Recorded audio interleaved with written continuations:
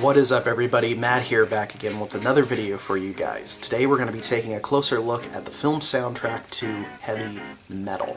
Heavy Metal was a movie that came out in 1981, and it's based on the comic book magazine of the same name. It was originally produced by the guys who did National Lampoon's magazine. Heavy Metal was a French publication, and what they did was they bought the rights to the magazine and then translated it into English and then sold it. It proved somewhat popular, and they decided to make a film version in 1981. It's a cult classic, and it's very dated by today's standards, but it's an interesting time capsule of that time period. What makes the film work, and one thing a lot of critics agreed on, was the soundtrack that was featured in the film.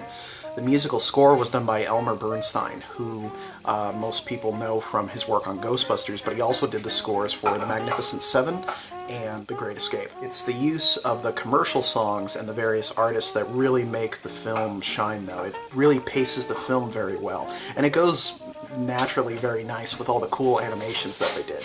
I can't recommend the movie to everybody, but I can definitely recommend the soundtrack to everybody. The soundtrack itself went to number 12 on the Billboard 200 charts. Some of the songs featured on the soundtrack were already previously available, but some were exclusive to the soundtrack.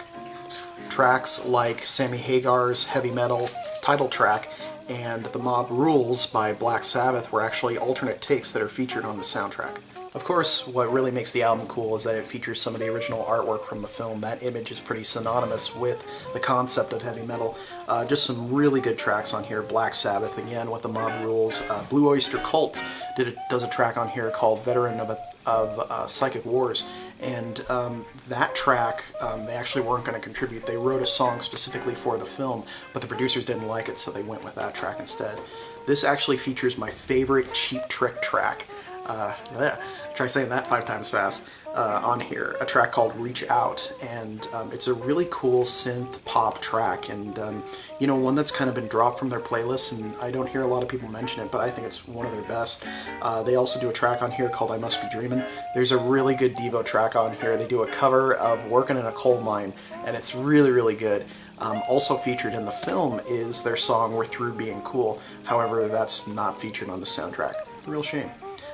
You've also got Don Felder coming in here with his version of Heavy Metal, Grand Funk Railroad, Sammy Hagar, of course, and one of the only Journey tracks that I'm willing to admit that I like, Open Arms.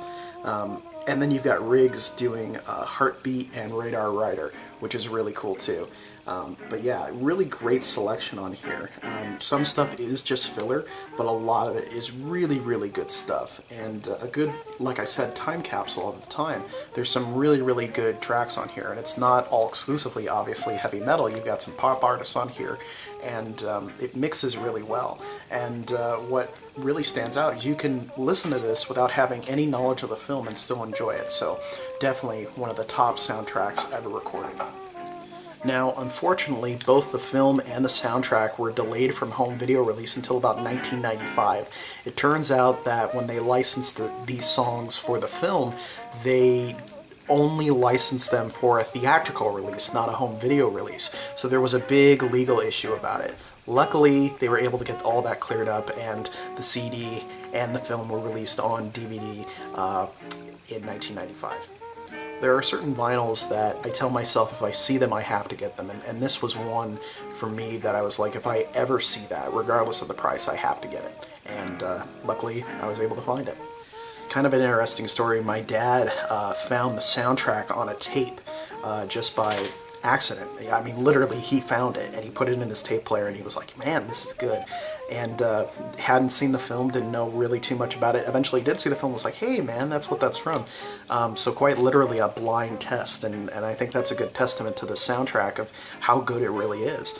I personally got the soundtrack my freshman year of college, and I used to ride around campus on my bike to the soundtrack. It was a really good motivational track for me. I really liked listening to that music.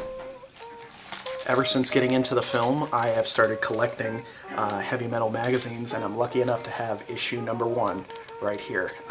It's so cool because heavy metal is both one of the prizes of my comic book collection and also one of the prides of my vinyl collection as well. Very happy to have this. The best way I can tell you to enjoy the music of heavy metal is to put on some incense, turn down the lights, turn on some lasers if you have them, and just look at the pretty lights and enjoy it. It's a really great album and one I highly recommend to anybody who collects vinyl and anybody who likes classic rock. It's a really good cross-section of stuff. So, that is all I have to say about the heavy metal soundtrack from 1981. I will see you guys next time.